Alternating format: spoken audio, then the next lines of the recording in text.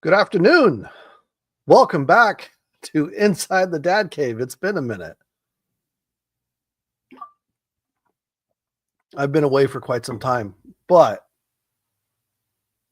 I wanted to at least jump on and just start getting back into having some fun. So, what we are doing today is I'm actually designing a nameplate for an office door, and we're going to laser cut it out of 3mm plywood.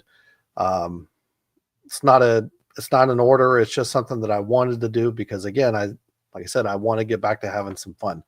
Um, so this is for a friend of mine, guy that I work with as well, and yeah, well, let's just go ahead and get into it. So, for those of you that are going to be catching this on the replay, thank you. I appreciate it. And if you have any questions or comments, be sure to let me know in the comment section below.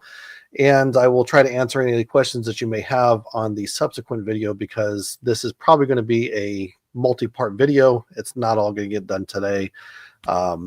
When I am trying to explain what I'm doing in Lightburn to create this project, it's going to take me a little bit longer, just because I'm trying to think of what to say and also thinking of design at the same time. So I'll probably split this up into a couple of different videos, but I will be doing them as live streams only because my life has gotten a lot more busy and a lot more complicated as of late. So the traditional recording and editing of videos is just not really possible. So that's why I'm going to do it as a live stream. But for those of you that are watching it live, I appreciate you as well. And if you would, just let me know in the comments. Say hello, where you're watching from. If I've got some new subscribers, because I certainly do. And I haven't had a chance to interact with you on a live stream before. Thank you for tuning in. And for all you guys that have been with me from the beginning, thank you again. I appreciate it. So, that being said, I'm going to go ahead and open up Lightburn. We're going to get that going so you can see it. And like I said, it's been a minute, so if I'm a little rusty on some of this stuff, I apologize. But anyhow, so this is going to be a nameplate for a door, and I'm going to be cutting it from 3mm plywood. We're going to layer it, so it's going to have layers for the lettering, also for the sign itself. It's going to have a layered border and things like that. Hope I'm explaining that right. Hope you guys are it's kind of making sense for you. But it's going to be put together, obviously, and then each section is going to be colored. So the lettering will be one color, the border will be one color, the background will be another color. And once it's all glued up and everything, we'll just spray a clear coat on it, stick some double-sided tape on the back, and then it's good to go. So that's the plan. That's the idea. I've kind of already gone and played around a little bit before the stream, so I kind of have an idea what I'm doing. Any questions you guys have, like I said, just let me know. I'll try to answer them in stream, and if you ask it afterwards in the replay, excuse me, I'll definitely go and make a separate video to answer those questions for you too. So that being said, let's get into it. For those of you who are not familiar with Lightburn, Lightburn is its own design and laser cutting or laser engraving software. There are some free versions out there, things like Laser Garble, but Lightburn is the paid version, and it's really kind of like it's a real popular version. I don't know if I would say industry standard. It very well might be, but a lot of people that I know that are into lasers and doing things with lasers are using Lightburn. It's not that horribly expensive. You pay for the subscription for the year, and basically that covers all your updates and things like that, but you have to renew the software every year. But if you don't renew it, you still get to use it. So that's one of the advantages of, I guess, Lightburn versus any of the free versions, is you get access to all the newer features coming out as long as you just continue to upgrade your license. So anyhow, let's go ahead and get into it. We're going to start making a rectangle, obviously. And I was kind of going over some dimensions, and I think what we're going to go with, and by the way, I'm cutting everything in millimeters. So if I recall, the dimensions I was coming up with was 250 millimeters by, I think I said 80. That looks about right. So here's our rectangle. This is going to be obviously for the nameplate. This is just the basic shape, the basic outline. Now, one of the things that I want to do is I want to create an offset from this, because I'm going to create a cutout border that is going to glue down on top of this, so that this way, again, we get some depth, we get some dimension to this nameplate. So the easiest way to do that is with the offset tool, which is right here. Now, the nice thing about this is that you can specify the offset distance. And in addition to that, you can do the other part that I'm going to do, which is to round over all of your edges, so you have bevels. As you can see, the corner style here, well, not a bevel, but a rounded corner. So you have the corner round, and you can also set the direction of how you want to offset this, whether you want to offset it inward or onward, inward or outward. Sorry about that. And you can offset your distance as well. So 10 millimeters, I think it might be a bit much. By the way, for reference, I'm using this so I can kind of see. Actually, I think we'll leave it at 10 millimeters. That's fine. So there we go. Now, as you see, if I zoom in, we have our offset. That's going to be, all right. First comment, Nicholas, do you think someone that is computer stupid can learn how to use a laser? I always want to get one, but don't want a dust collector. Okay.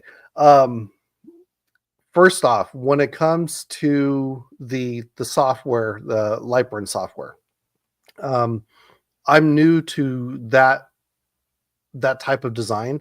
I've done some design work with, some like Adobe Illustrator and things like that. Real basic stuff, not into anything too technical.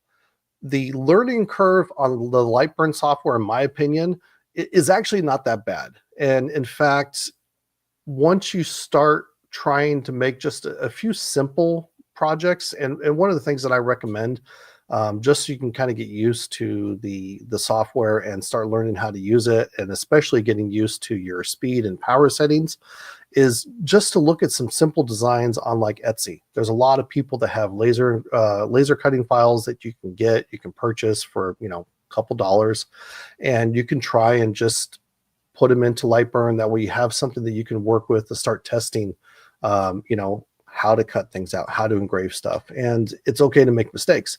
And in fact, that's one of the biggest ways that you'll learn, and one of the fastest ways that you'll learn. So I think anybody that wants to put in the time certainly has the ability to learn Lightburn and to be able to make some really cool things with laser. And I think that the software just makes it really easy to do that. Obviously, if you are trying to come up with your own designs, make your own products and things like that, you're going to spend a little bit more time designing that, troubleshooting it and all those things, but it's totally doable.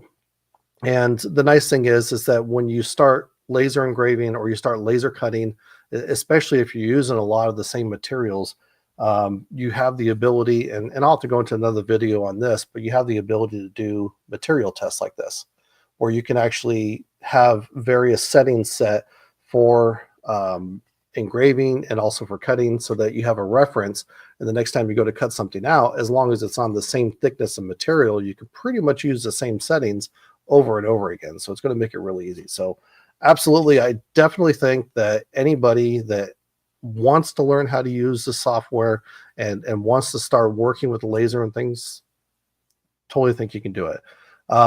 As far as a dust collector, the laser engraving is different. It's not a dust collector in the true sense that, like, if you're using a table saw or a sander or anything like that, but it is a fume extractor, and that is something that you should definitely have. Or if you don't have one, you should at least be able to have a fan or a motor inside your laser enclosure and have it vented to the outside. because you definitely don't want to be inhaling all those fumes and stuff like that. So thank you for the question. I hope that helps, and I definitely appreciate it.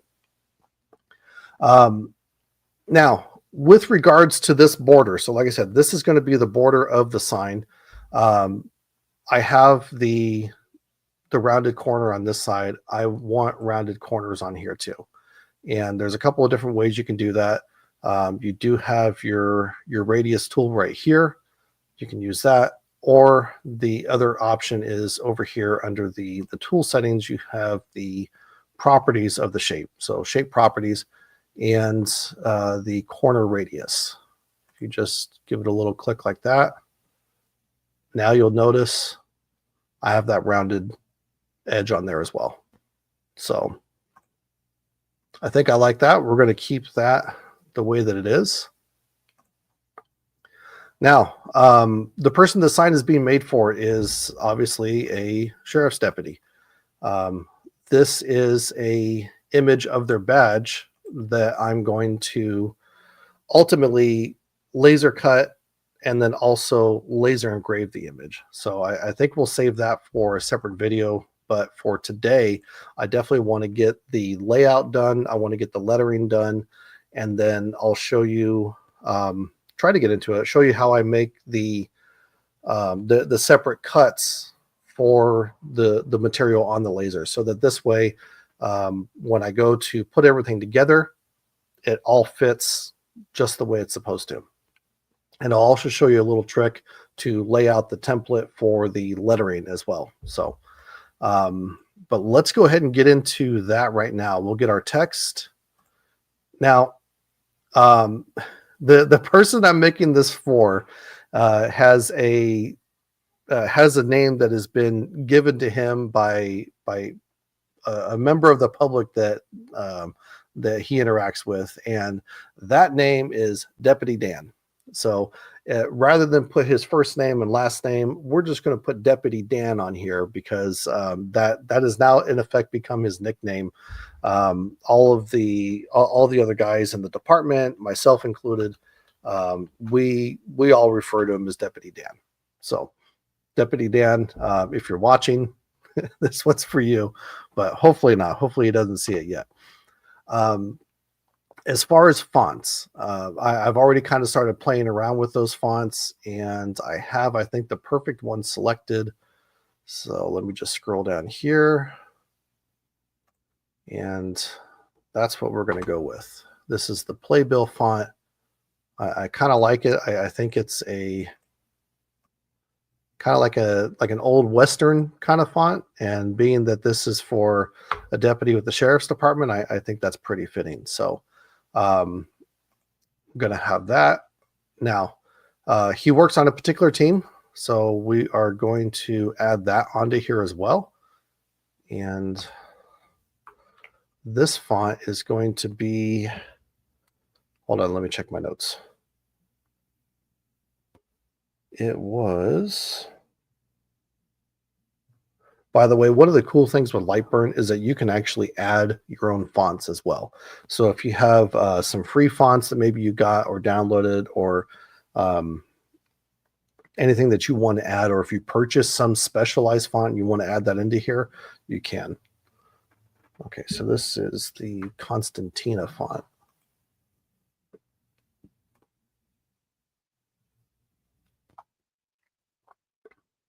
Now, with regards to the lettering, all of these letters are going to be laser cut. So they're not going to be engraved into the material, but I'm actually going to cut them and then place them onto the sign. So again, that way we get that depth. This is going to make it stand out from just the regular like nameplate that you can get to go on your office door that's just engraved with your name. No, we're going to step it up a little bit. That's why we're having a little bit of fun with this. So he works with the CBAT team, which is short for, wow, okay, this is going to be big. I'll shrink it down a little bit here. Community behavioral.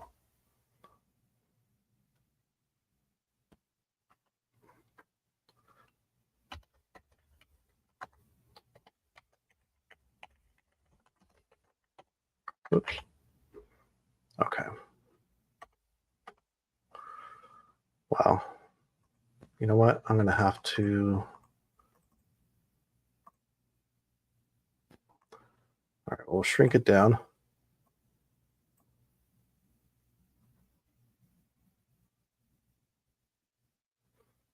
And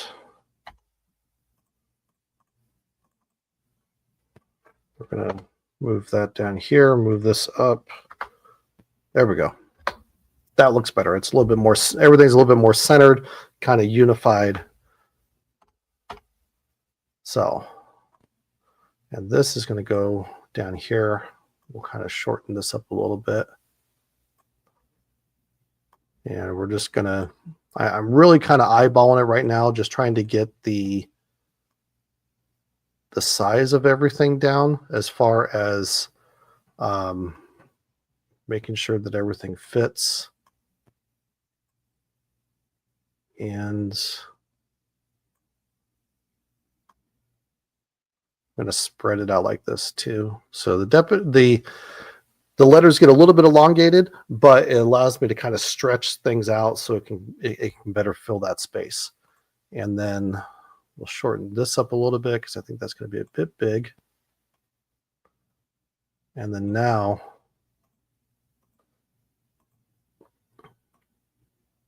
what we'll do is we'll come in like this. I'm going to kind of line this up like that.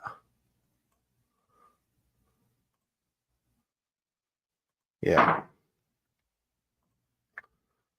Now, it's not perfect, but one of the things that I can do now is I can go ahead and I can just align everything over from the left.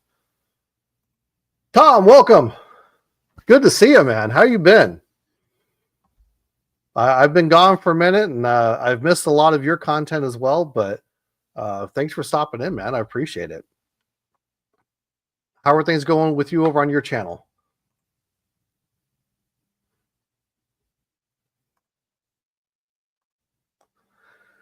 So with regards to the lettering, like I said, there's a lot of different ways that we can align it. We can align it, from the vertical center, the horizontal center.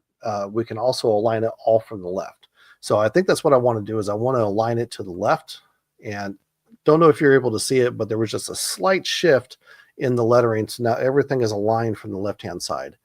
And by doing that, I'm pretty well lined up. I've got everything spread out just fine. I think I'm going to make this, I think that's pretty good right there. So now the next thing that I'm going to do is I'm going to actually group this together as one object.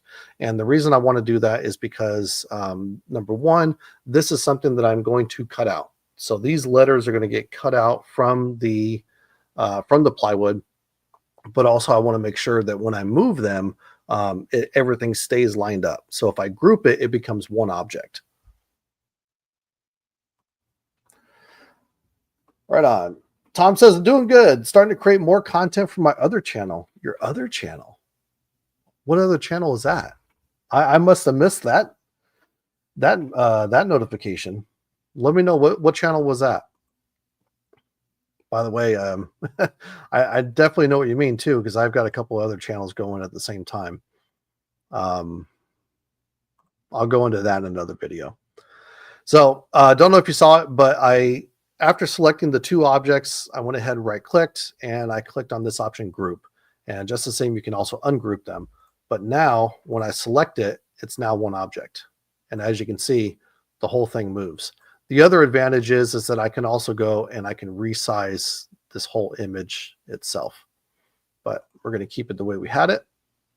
And it'll just slide in like that. And again, I'm kind of eyeballing it just for layout purposes. But what we'll do, if I select all of these objects here, I can align it by the horizontal center.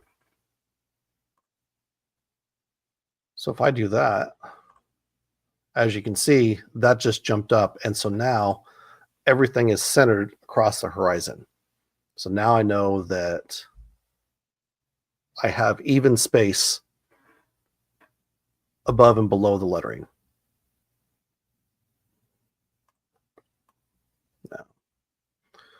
Next is going to have to be that. Obviously, we're going to have to kind of shorten some things up, so we'll do that here in just a second. The old guy radio players. I've been creating 1940s style radio shows. I have a great cast.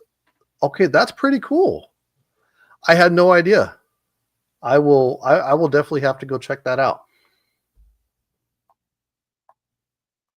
Right on. That sounds like a lot of fun. All right, so we're going to go ahead. We're going to shorten this up a little bit so that it can kind of fit a little bit better. And then we're going to make room for the badge as well.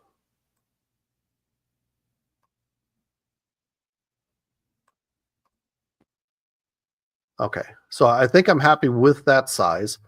So again, we're going to select all of this here.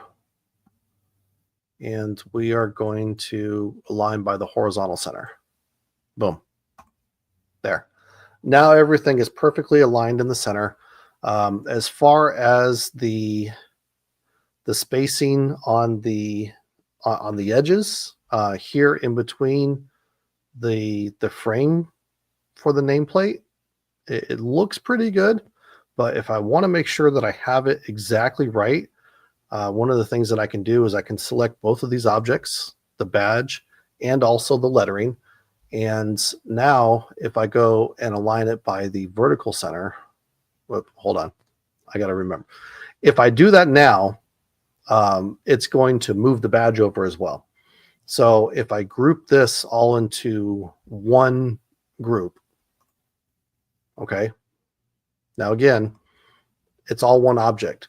So now if I take that one object and I select it with these ones, I can align it by the vertical center. And that didn't work the way it's supposed to.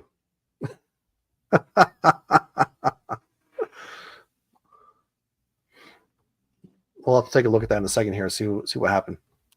Last question. Can laser go in my wood shop? It gets cold here in New York.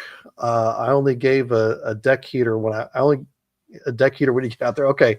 You know what? I mean, certainly can. As far as the tolerances to cold, your laser doesn't have it. So as long as you can tolerate the cold, I think you're okay. I'm here in Southern California now. This last winter did get pretty cold. We had some days where it got down into like the low 30s, which was a little unusual for the winters out here. And I'm in my garage, and so there were some days where it was cold. But if you decide that you wanted to do it in your house, they do have some fume extractors, like I mentioned before, and they have HEPA filtration and all those things. You're going to need to invest in that, and that's going to run you a pretty penny. So just know that if you're looking to get into a laser engraver, plan on spending upwards of probably maybe $1,500 to $2,000 just on the fume extractor itself. Because obviously if you're doing it inside in an enclosed space, you want to make sure that all those harmful fumes and everything that get released from it don't get released into your home. Best option would be to, if you have a window that you can possibly make a vent to go into it, that might be an option. I've seen people do that where they open their window slightly and they create a insert to go in between the sill and the window. And then there is the vent going to outside that the hose is hooked into. That would be ideal. But either way, if you're going to have it inside, like I said, invest in a very good and quality fume extractor. You want to make sure that, again, you're thinking of your lungs, because that would suck if you don't have that. Plus, anybody else in your house would probably be like, you know what, no, can't do it. So, but thank you for the question. I appreciate it. And feel free to ask any more that you have too. All right. So I think, I know what I did wrong. So let's go back. Now that I'm thinking about this, what I need to do is, let's select this. We'll zoom in a little bit and we'll select this as well.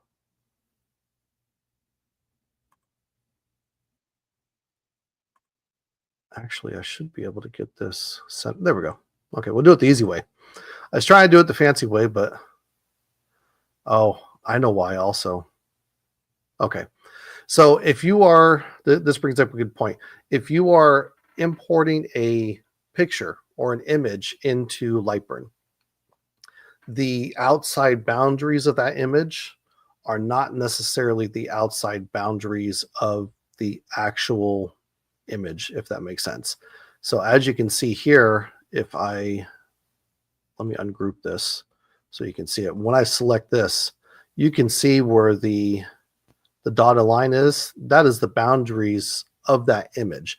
So when it is taken into account, the centering of those objects, it's taken into account that space as well. So it's not going to be the where the actual image ends, it's the actual space for that image. I don't know how to explain it, but that's what was throwing it off. So I think what we're going to do is we will just go ahead and we will eyeball it. So let's regroup this. And the only reason I'm regrouping is just to make sure that I can align it across the horizontal plane. See how we're looking here. All right, what do you guys think? Looks pretty good. So if I'm looking over here, the space that I have there, it's pretty close. I mean, I could probably move it slightly. And by the way, to move it, I just use the arrow keys and it just snaps to the next grid position. But I think that that's pretty good. I don't think anybody's really going to notice it. So nobody's going to be getting out a tape measure and measuring it, but I think we're pretty good. So I'll ungroup that. The reason I'm going to ungroup it is because there is a separate function that we're going to have to do for this badge, because that badge itself, it's going to be a cutout. And like I said, the cutout itself is going to be engraved with the image of the badge. If I squeeze in there, you guys can kind of see that. So now, so that's that's it. That's how it's going to look. And as far as the speed and power settings and all those things, I'm going to save that for the later video. That'll be the final one where I actually go and show you how I set everything up, and then this way you can see it cut out and all that stuff. But that's it. So what do you guys think? Let me know in the comments. And for those of you catching this on the replay, tell me what you think as well. Now, I did mention that I needed to create the cutouts for everything. So what I'm going to do, and again, bear with me, because when I start designing and I'm starting to try and think what it is I'm going to say, it takes me a minute, so bear with me here. But this border and this one is going to be, that's going to be a cutout. And that's going to be a part that goes right on top. And we're going to have the base of the nameplate. So that border will go on the base of the nameplate. So I'm actually going to duplicate this. Now I can just right click and I can hit duplicate. And then when I do, boom. Now you'll see, you can kind of see what I'm talking about. So this will be as a border or a frame that's going to go on top of the actual nameplate itself. Now, the other thing that I'm going to do is I'm going to, actually, we're going to have to do this now, because we're going to create a cutout of this part of the lettering and also of the badge. And the reason that we're going to do that is because once I put the border down, the void from inside the border is, again, I hope I'm explaining it well enough for you to understand, but that throwaway piece from the center that is going to be the void of everything that gets, where everything gets cut out from, is going to be inserted into the border of the sign. And then at that point, now it's a template and you just drop everything in. So you put your adhesive onto all the pieces, the lettering, the badge, and you just put it down and you get perfect alignment, perfect placement. And then all you have to do at that point is you take off that voided piece. So it's a real quick and easy way to do that. So what we will do is we're going to trace this image right here. We're going to trace the badge. And what that means is we are going to go around the border of the badge and create just the shape of it, so that when we go to cut it, it will also have its own border and boundary, so that it will cut and then it'll engrave the cut with the image of the badge. So if you right click on the image, we're going to go to, I think it's preview. And hold on. I have to, I forget where it's at. Bear with me. It's an image trace function. And I do this all the time. And now for the life of me, I can't remember where it's at. I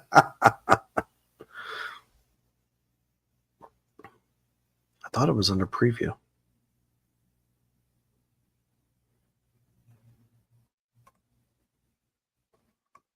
Let's see.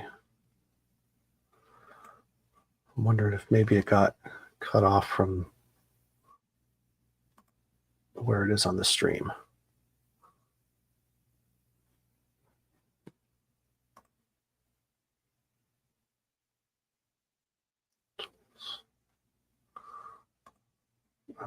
Well, that's it. I don't know why it's grayed out.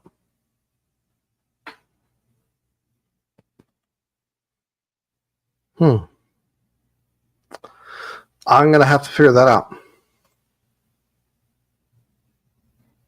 I did it when I tested it before. That's weird.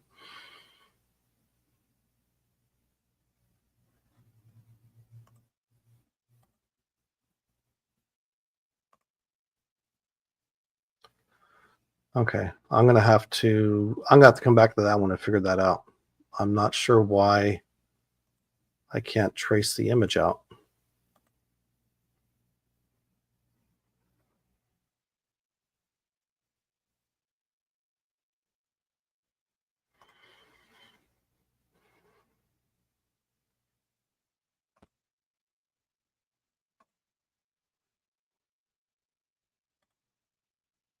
That's so weird.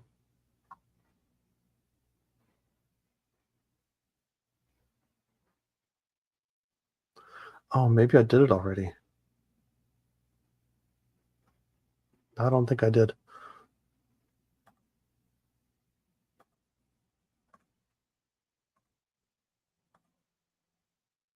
Actually, I think I did. I think that's why. I think I forgot to. I think I did it prior to the stream. Actually, yeah. In fact, if you look, that's why. So I already did. I took the image, I traced it, and that black line that you see right there, that is the outline that the laser is going to cut. All right. I will have to show you. Let's see if I got the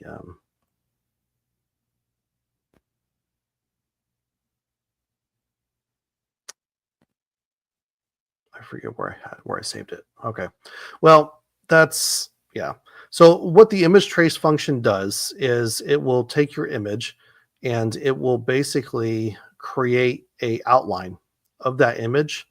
And then once you have that, you can then go and make the laser cut that out along the line.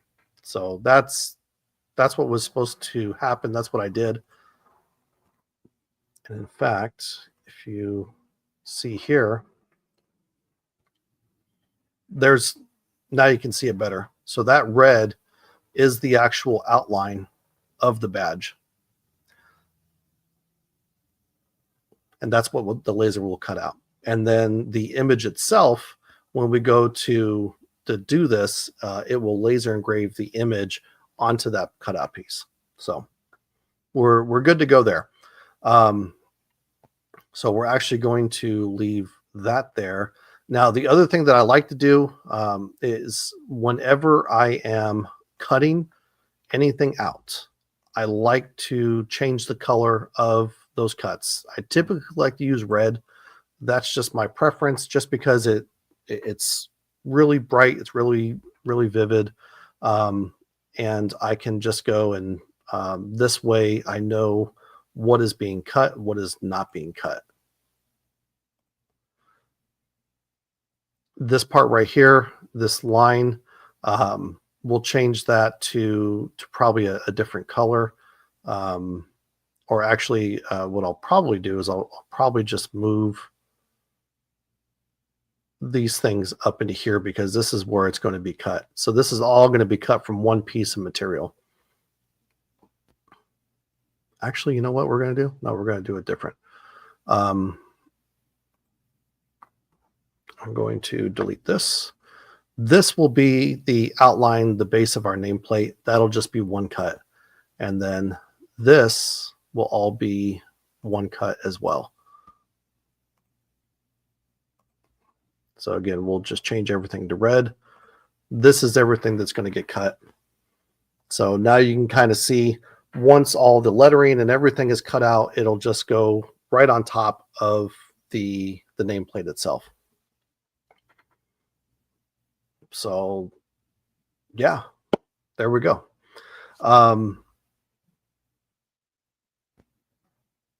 So I think that's all I'm going to do for today's video.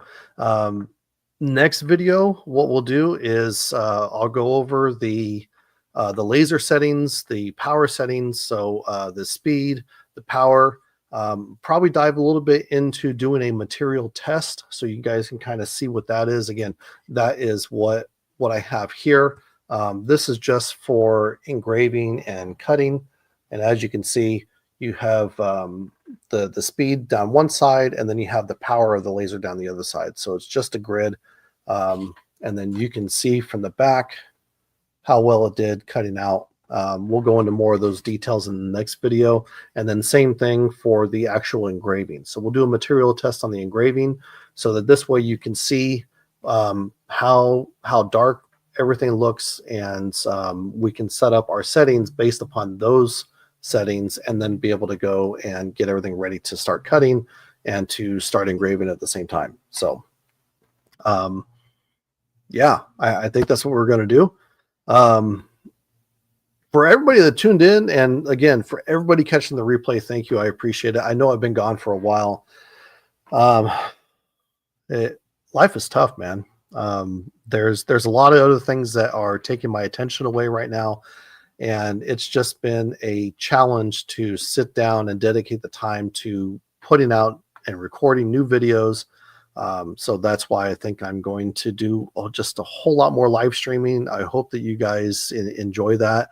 For those of you that were requesting more behind the scenes stuff like this, I hope that you enjoyed this at the same time. And if you have any ideas of stuff that you want to see behind the scenes, let me know. If there's I'm going to try to do my live streams on weekends. I'm trying to do them on Sundays. I was taking advantage of the fact that I was off work today and I had some time, so I wanted to just get on here, and I'm like, you know what? I don't even care if anybody watches. I just want to do it. So that's kind of where I'm at right now, is I just want to get back on here and just start having some fun and start interacting with other people, and start just trying to put out some new content, some new ideas, and try some different things. So kind of think that's where I'm at. So I will, but like I said, be looking out for the next live stream. Make sure you got your notifications enabled, and expect that it'll probably be on maybe like a Sunday or something like that on the next live stream. Sundays seem to be the days that I have the most free time. So I think that's probably what's going to happen. But again, for everybody that tuned in, thank you. I appreciate it. And for everybody that is catching the replay, let me know if you have any questions, and if you have any comments, I'll be happy to answer them. And yeah, welcome back to the Dad Cave, and I'll see you guys in the next one.